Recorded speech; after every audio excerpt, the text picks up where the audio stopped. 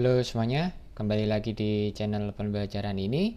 Kali ini kita teruskan materi analisis laporan keuangan kita di bagian Weighted Average Cost of Capital. Sebenarnya Weighted Average Cost of Capital ini bagian dari satu bahasan di mata kuliah manajemen keuangan. Kalau kalian ingat di semester lalu, di manajemen keuangan itu disebutkan ketika kita akan menggunakan sebuah penilaian ya.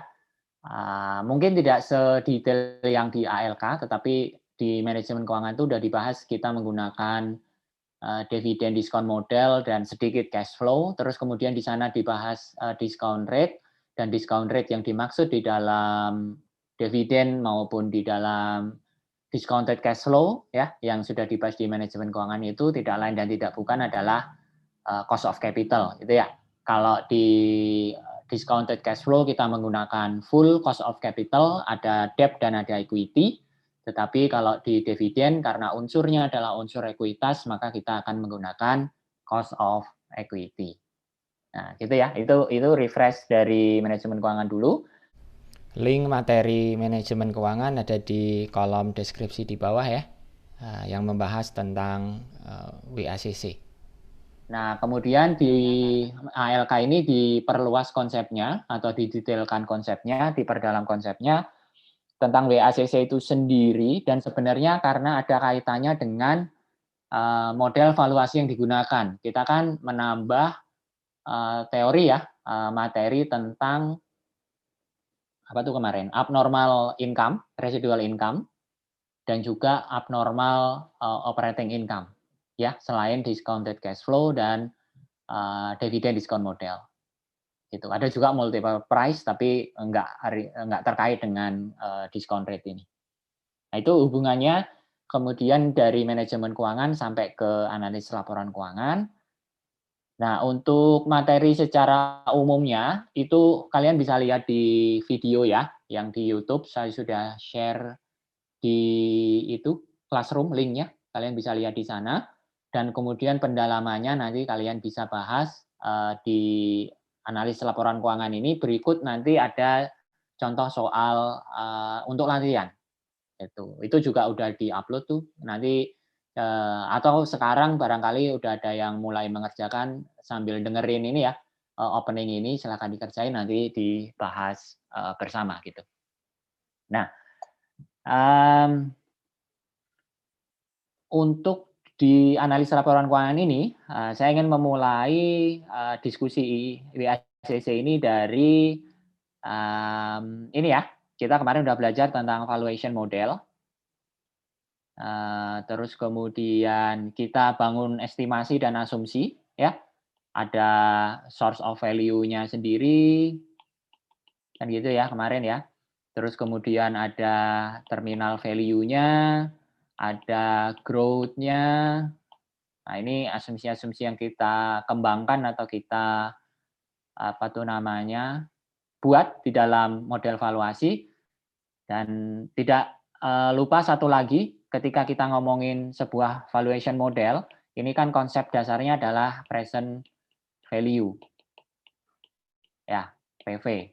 Kalau kita ngomongin PV, ini berarti kita ngitung sebuah nilai yang apa istilahnya, diperoleh di masa depan ya.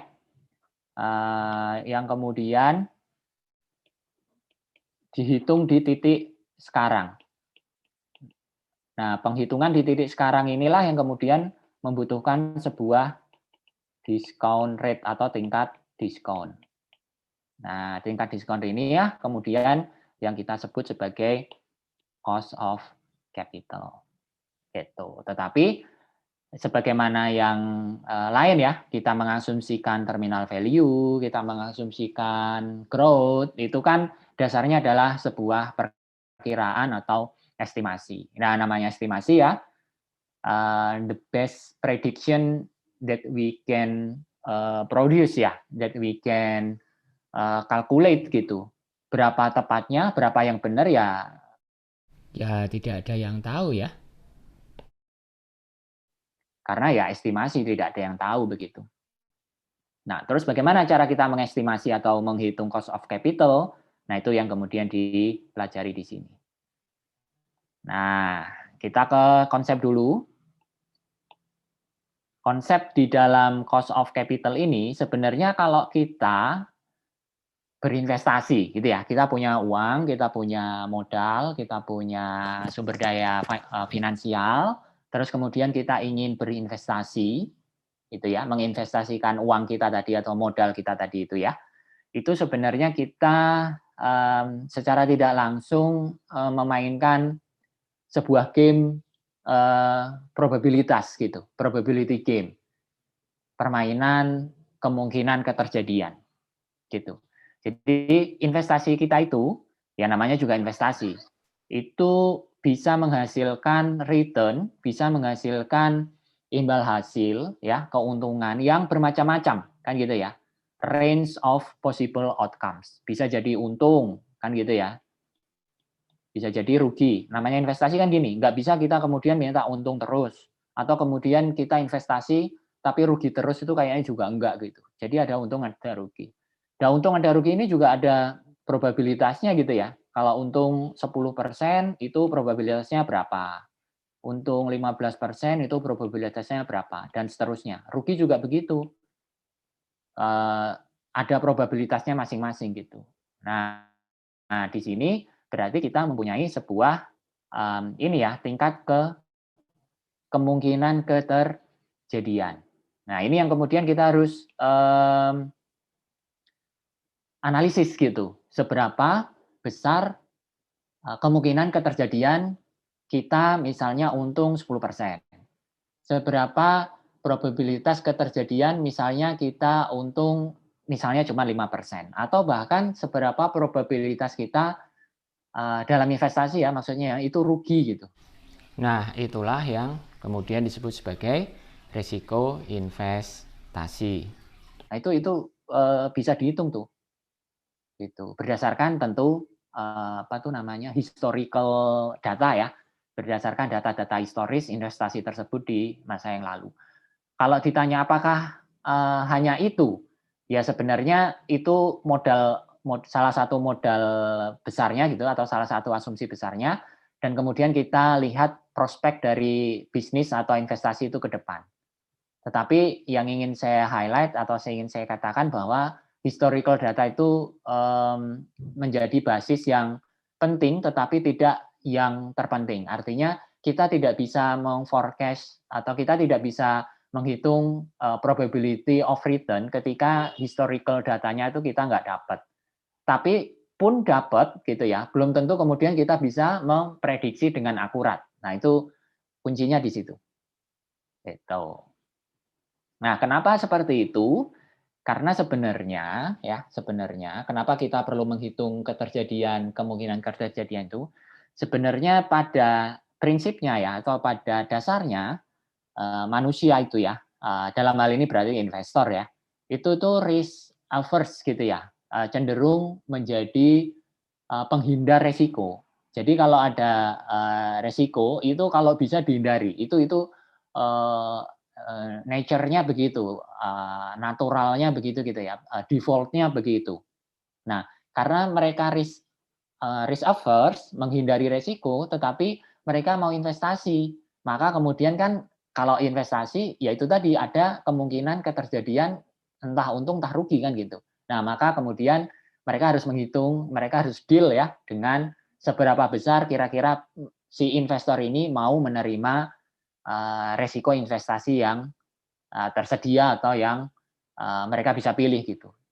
Tergantung nanti mereka pilih yang mana, tingkat risiko yang sesuai dengan pemikiran mereka atau dengan itu tadi apa behavior mereka gitu ya, yang mereka tuh risk averse gitu. Jadi kan lain-lain juga ya, mau menghindari resikonya benar-benar yang hanya misalnya 5-10% atau mereka masih ada toleransi mungkin 20-25% atau 50% itu kan lain-lain. Tapi sekali lagi default-nya adalah investor itu cenderung menghindari resiko.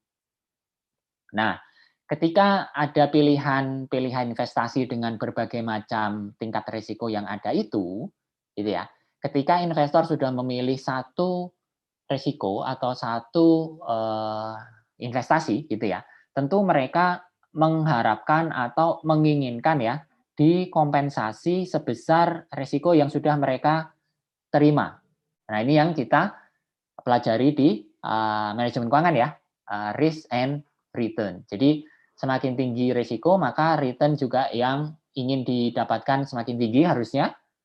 Demikian juga sebaliknya, risiko sebuah investasi itu lebih rendah, maka return-nya lebih rendah. Memang kemudian ada beberapa studi ya, kalau kita tertarik nih tentang konsep risk and return ini, atau barangkali ada yang berpikir, saya juga nanti mau ngembangin bisnis atau mau bikin bisnis gitu, atau setidaknya ntar mau investasi gitu ya. Itu sekarang juga ada satu atau banyak riset lah yang meneliti tentang bagaimana cara memitigasi atau membuat struktur resiko itu turun, tetapi return-nya bisa at least tetap ya, atau malah kalau bisa naik gitu. Nah, itu menarik tuh sekarang. Tetapi itu istilahnya sudah advance lah ya. Kalau di akuntansi keuangan ini sudah AKL gitu, akuntansi keuangan lanjutan. Sedangkan yang kita pelajari ini setidaknya masih prinsipal atau intermediate gitu. Kalau analoginya adalah akuntansi. Jadi pada dasarnya itu risk and return itu seiring dan sejalan. Tapi satu hal, ilmu terus berkembang, pengetahuan terus dikembangkan gitu ya, diteliti, coba distrukturkan. Itu sekarang ada studi-studi yang menganalisis, membicarakan, mereview tentang bagaimana cara memitigasi risiko, tapi kemudian return-nya bisa tetap. Nah gitu ya. Anyway, di sini poin pentingnya adalah makin tinggi risiko, ya, more risk, maka more compensation atau more return. Gitu.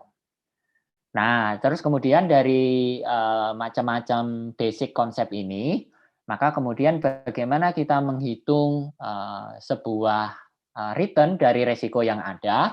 Nah, itu formula dasarnya adalah kita menggunakan CAPM ya. Nah, ini yang kita sebut dengan CAPM, capital, asset, pricing, model. Ya. Harga dari aset modal gitu ya. Harga dari aset modal yang kita modelkan untuk menghitung seberapa besar return yang diperoleh yang sebanding dengan risiko yang diterima. Risk accepted. Nah, ini. Nah, formula dasarnya, rumus dasarnya itu adalah di sini, nah ini ditulis di sini.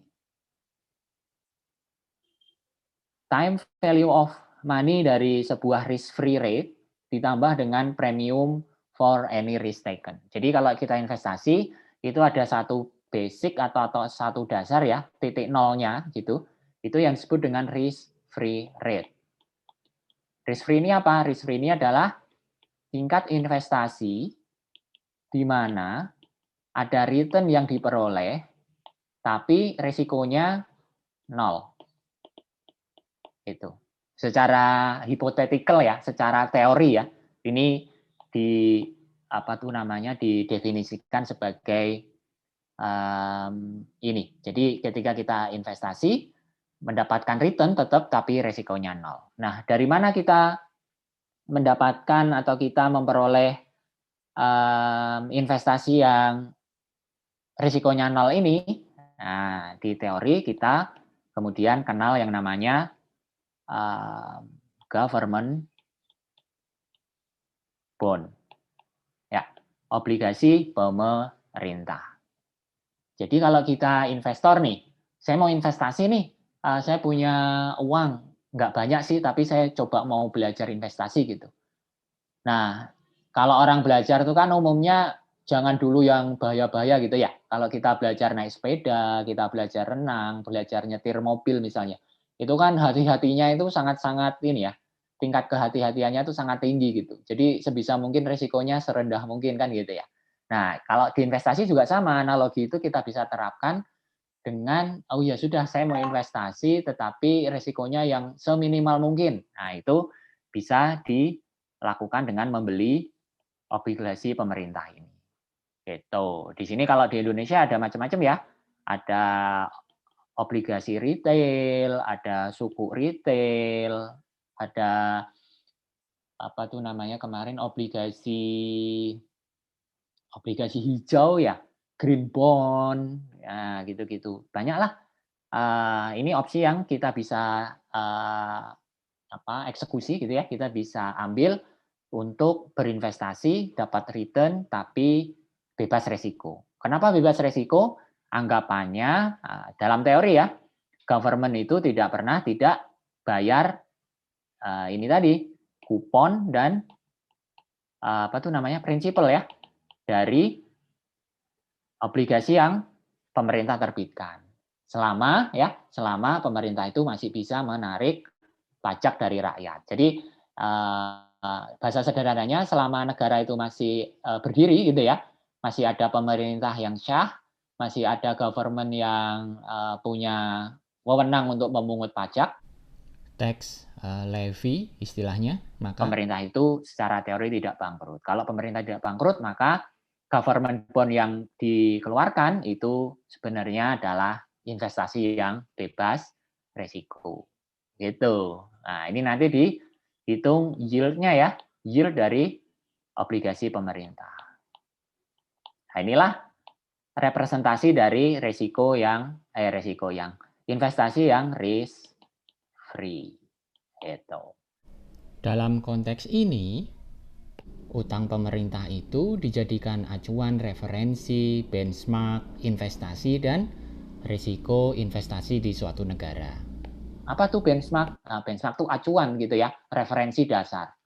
Nah, acuan atau referensi dasar itu dibutuhkan dalam konteks kita mau membangun struktur financial market ya, struktur pasar finansial yang lebih kuat gitu. Jadi nggak seperti 98 ketika ada apa tuh kemarin tuh ada krisis finansial ya dari kurs itu kemudian seolah-olah perekonomian kita itu dengan rapuhnya gitu, dengan gampangnya ambruk gitu. Itu karena financial marketnya nggak kuat. Nah, untuk membuat fondasi financial market yang kuat, kita membutuhkan asumsi-asumsi dasar, basic-basic dari industri keuangan ya, yang itu tuh bisa jadi jangkar gitu kalau di kapal. Kalau di kapal kalau nggak ngelego jangkar kan kapalnya bisa kemana-mana gitu kan ya, ketarik-tarik ombak gitu, keseret-seret ombak. Nah itu kita butuhkan jangkar. Salah satu jangkar itu adalah referensi risk free ini. Nah, itu salah satu view government bond ini, gitu. Itu terus kemudian ditambah dengan sebuah premium ya, sebuah premi dari investasi yang dipilih. Kalau misalnya kita mau berinvestasi dengan membeli, katakan yang paling mudah apa ya, membeli saham misalnya Mayora ya, katakan gitu ya. Walaupun Mayora ada yang diekspor juga, tapi katakanlah kita mau berinvestasi membeli saham Mayora. Nah, ketika kita punya uang katakan 10 juta gitu ya, atau jangan banyak-banyak, sejuta dulu aja. Kita punya uang sejuta, itu kan kita punya opsi tuh. Kita bisa belikan uang 1 juta itu semuanya untuk government bond. Kita juga punya kita punya opsi juga untuk membeli 500.000 obligasi pemerintah, 500 ribunya lagi saham Mayora gitu ya. Jadi dicampur gitu. Itu kita juga bisa gitu. Kita juga misalnya bagi lagi membeli obligasi dari perusahaan ya, corporate bond agar nggak terlalu berisiko gitu. Jadi nggak langsung dari obligasi pemerintah terus saham gitu. Itu kan dari kutub utara ke kutub selatan gitu. Dari yang nggak berisiko sampai ke yang sangat berisiko. Misalnya kita pengen yang tengah-tengahnya, kita membeli obligasi korporasi perusahaan. Nah, itu bisa dilakukan. Nah, setiap pilihan ini itu kan berarti ada tambahan resiko yang muncul. Kan gitu ya. Nah, setiap tambahan resiko yang muncul itulah yang disebut dengan premium for any risk taken. Nah, setiap tambahan resiko itu maka kita menginginkan satu tambahan return juga yang ingin kita dapatkan gitu. Nah, makanya secara umum atau secara utuh konsepnya menjadi discount rate itu adalah risk free rate ditambah dengan premium resiko yang muncul dari pilihan investasi kita. Itu konsep dasarnya. Terus kemudian kita ke penggunaan dari discount rate. Nah, ini kita sudah bahas ya, discount rate itu ada dua sebenarnya ya. Ada cost of equity, ada cost of debt, dan ada perpaduan antara equity plus debt gitu ya, yang disebut dengan cost of capital. Nah, kita bahas satu-satu dulu. Ketika kita berbicara tentang cost of equity, maka kita juga menggunakannya di dalam valuation model yang source of value-nya adalah equity juga, gitu ya. Ini kita bahas kemarin sekilas. Nah, di sini yang source of value-nya dari dari ekuitas ya, itu kita bisa lihat ada dividend discount model ya, namanya juga dividend discount model ini pasti source of value-nya dari dividen, dan dividen ini kita tidak lain tidak bukan ngomongin equity. Terus apalagi residual income ya, residual income itu sebenarnya konsepnya juga dia membahas berapa income return dari income yang diperoleh oleh investor setelah mempertimbangkan normal income kan gitu ya. Berarti income itu lari kemana? Ke equity holder juga kan gitu. Equity holder ini berarti kita juga akan memakai cost of equity. Nah, ini perhitungannya kalau di cost of equity sebenarnya sudah kita bicarakan 2 menit yang lalu ya, bahwa kita menghitung COE itu sama dengan risk free ditambah premium resiko. Gitu. Nah, ini yang kita kenal sebagai capital asset pricing model. CAPM ini intinya adalah itu tadi kita cari resiko, kita cari instrumen dari investasi yang bebas resiko, yang tidak lain tidak bukan tadi itu ya, apa tuh namanya? government bond. Nah, dari Government bond itu kan satu opsi. Opsi yang lain kan kita juga punya, yaitu berinvestasi di instrumen yang lain. Ketika kita memilih instrumen yang lain, tentu resikonya beda lagi. Maksudnya sudah bukan risk free lagi gitu ya, sudah bukan bebas resiko, tetapi sudah ada resiko tambahan maksudnya. Nah, resiko tambahan itu yang kemudian harus dihitung. Nah, di sini dibahas konsep bagaimana kemudian kita menghitung resiko tambahan tadi. Nah, itu beberapa asumsi yang kemudian kita harus pegang adalah di dalam CAPM atau di dalam penghitungan COE ini, cost of equity ini, yang kita harus perhitungkan ya, yang harus kita hitung itu adalah resiko-resiko yang dia itu tidak bisa diversifikasi atau resiko-resiko yang tidak bisa dimitigasi oleh si investor atau oleh si perusahaan. Nah, itu yang kita sebut dengan systematic risk ya, kalau di manajemen keuangan. Systematic risk itu apa? Systematic risk ini resiko yang ya namanya juga sistematis ya. Dia itu ya inherent, udah ada di market, udah ada di pasar, udah ada di apa nih namanya, pasar saham, ada di pasar keuangan gitu. Contohnya apa? Misalnya inflasi. Misalnya kurs. Ya, kurs mata uang ya, kurs falas. Misalnya economic growth. Nah, ini kan kita sebagai investor atau kita sebagai perusahaan kan nggak bisa melakukan kontrol ya atas inflasi. Inflasi itu ya ini market aja gitu ya. Mekanisme pasar aja plus diintervensi dari pemerintah gitu. Kita sebagai investor nggak punya tools, nggak punya cara, nggak punya alat untuk bisa memitigasi itu. Gimana biar inflasinya rendah atau menaikkan justru sebaliknya gitu ya. Itu nggak bisa. Nah, atas resiko-resiko ini maka kemudian kita minta sebuah premium risk gitu. Nah, itu konsepnya. Jadi tidak berlaku untuk resiko yang dia itu unsystematic. Unsystematic risk ingat ya, ada efisiensi mesin, ada apa tuh namanya, produktivitas pekerja, mogok pekerja, itu kan semua bisa dikontrol oleh si perusahaan tuh. Nah, kalau bisa dimitigasi, bisa dikontrol, maka tidak dihitung di dalam CAPM. Gitu. Terus kemudian asumsi berikutnya adalah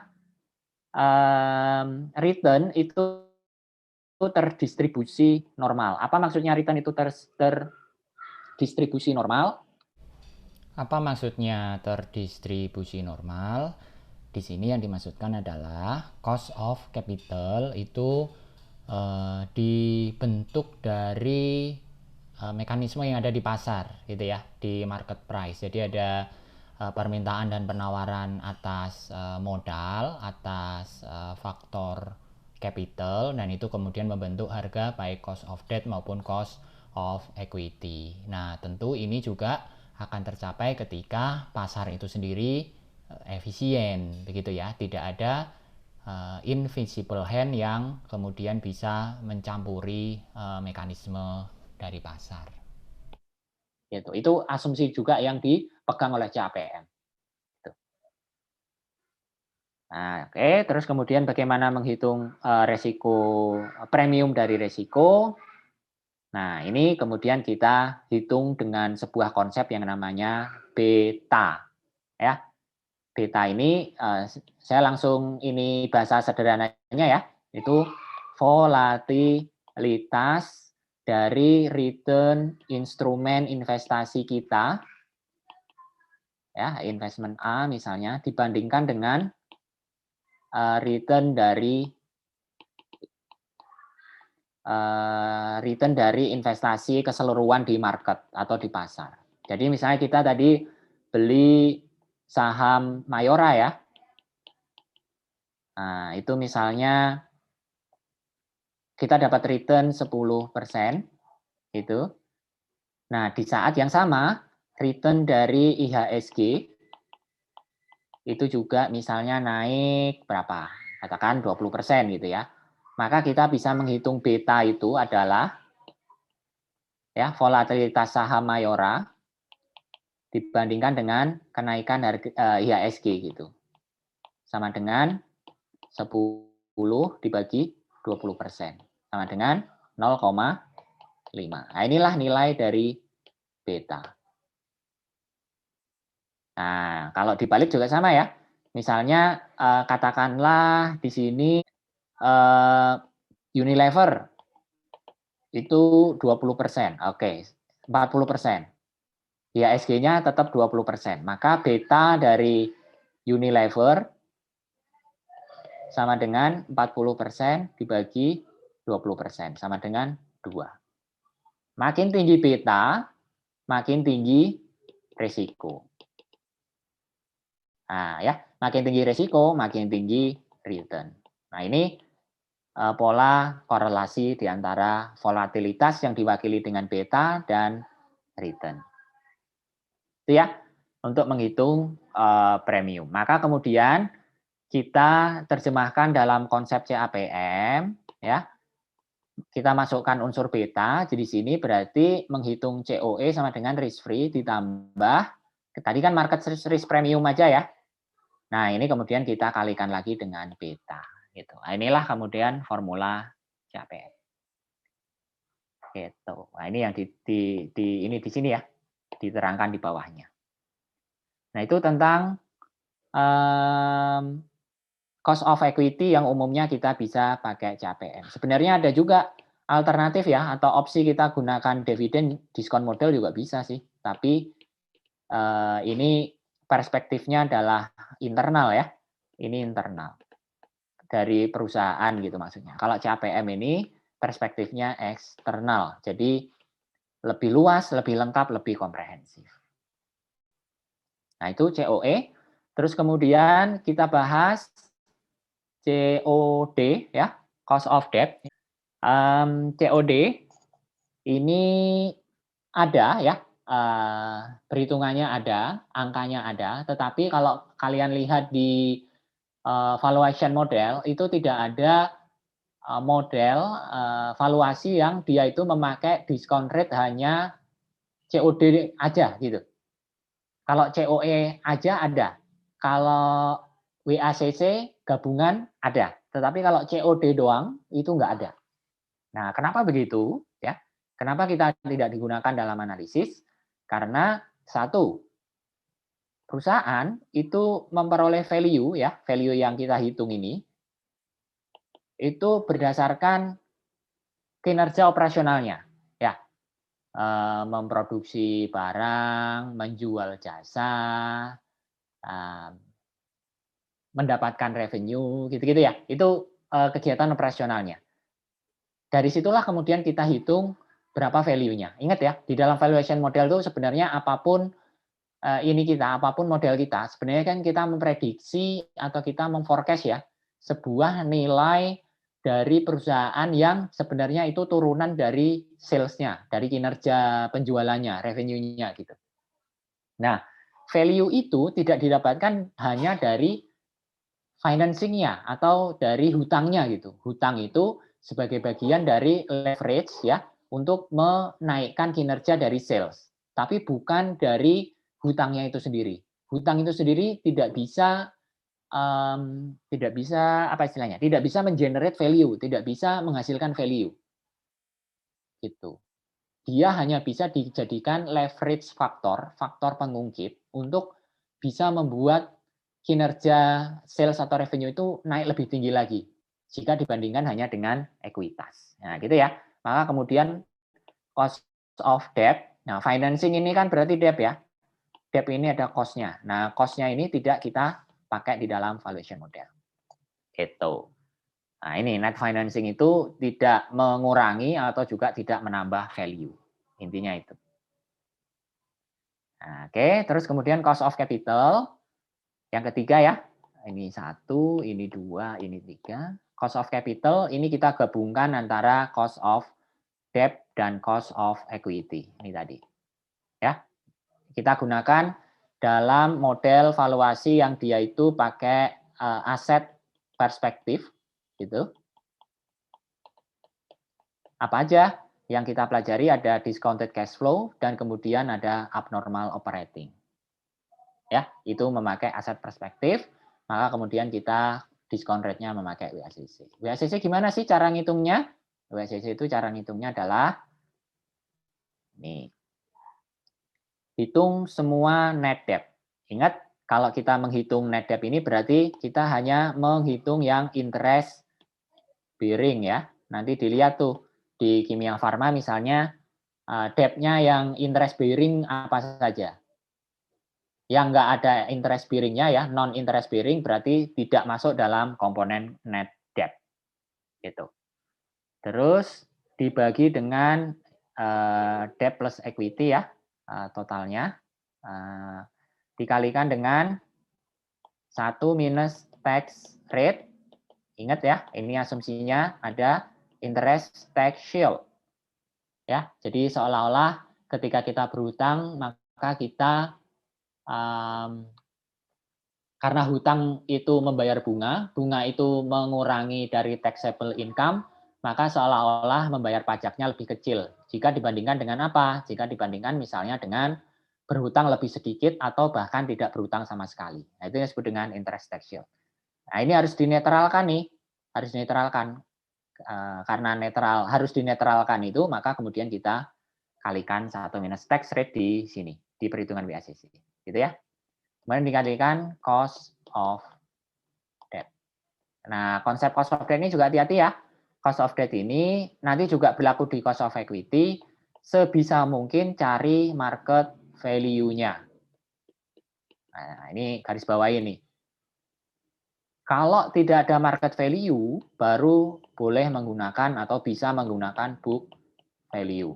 Tapi kalau ada dua pilihan ini, ya, ada market value, ada book value, maka pilih market value. Jangan book value.